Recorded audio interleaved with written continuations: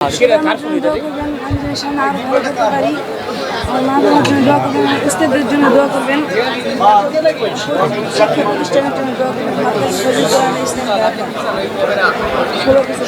আপনাদের কাছে আনাস মাহফুজ দোয়া চাবে এখন, এবং এখানে আমার পাশেই আছে আনাস মাহফুজের অন্যতম ওস্তাদ আন্তর্জাতিক হাফেজ মৌলানা কারি আবদুল্লাহ মামুন। আমিও আছি এবং ওর অনেক বন্ধু এখানে আছেন, ওর শিক্ষকবৃন্দ আছেন।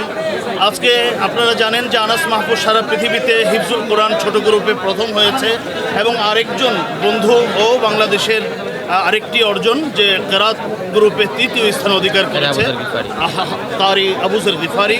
আমি আপনাদের এখানে যেহেতু অনেক মানুষ আসছেন, তাদের কষ্ট হবে, তাদের ভোগান্তির প্রতি লক্ষ্য রেখে আমরা কথা দীর্ঘায়িত করব না।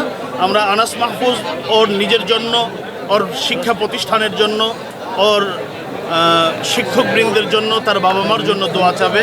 আপনারা মেহরবানি করে মনোযোগ দিয়ে শুনুন। আসসালামু আলাইকুম ওয়া রাহমাতুল্লাহি ওয়া বারাকাতুহু।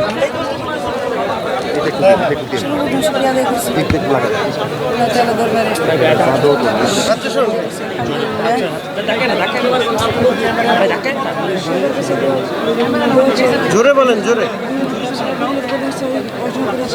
সামনে যেন আরো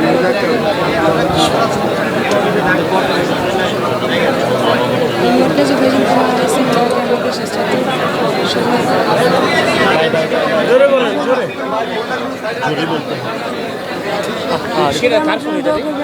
সামনে আরো ভালো করতে পারি। আমার মা বাবার জন্য দোয়া করবেন, আমার উস্তাদের জন্য দোয়া করবেন, শিক্ষা প্রতিষ্ঠানের জন্য দোয়া করবেন। সংক্ষেপে কিছু একটু বলে দেন। জি, আলহামদুলিল্লাহ রাব্বিল আলামিন। আপনারা জেনে খুব খুশি হবেন, এখন আলহামদুলিল্লাহ। না, তেলাওয়াত আমি মামুন। সাংবাদিক বন্ধুগণ, যেহেতু এখানে অনেক যাত্রী, কয়েকটা ফ্লাইট ইতিমধ্যে নেমে গেছে, অনেক যাত্রীদের ঘন্টাকে ঘন্টা প্লেনে এখন ভোগান্তি হচ্ছে, আমরা এখানে আপনাদেরকে আর কষ্ট দিব না। মার্কাজুল ফাইজুল কোরআন ইসলামীর অফিস খোলা থাকবে ইনশাআল্লাহ, ও আগামী 2-3 দিন পর্যন্ত ইনশাআল্লাহ আপনাদেরকে আলাদা সাক্ষাৎকার দিবে এবং তেলাওয়াত ইনশাআল্লাহ দিবে। এখানে তেলাওয়াত করার পরে ভালো থাকেন। আসসালামু আলাইকুম।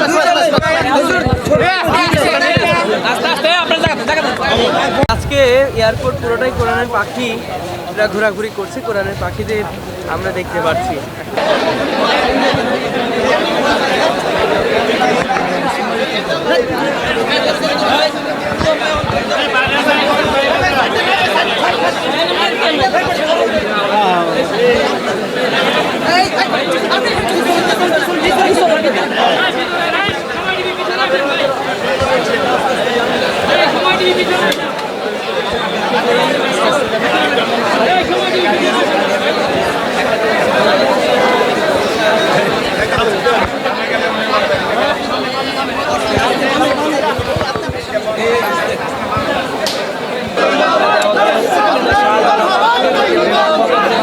দর্শক, কোরআনের বিশ্বজয়ী কেরাতে 13তম এখানে আসলে যেভাবে কোরআনের বাকিকে ফুল দিয়ে বরণ করে নিচ্ছে সেটা দেখার মতো।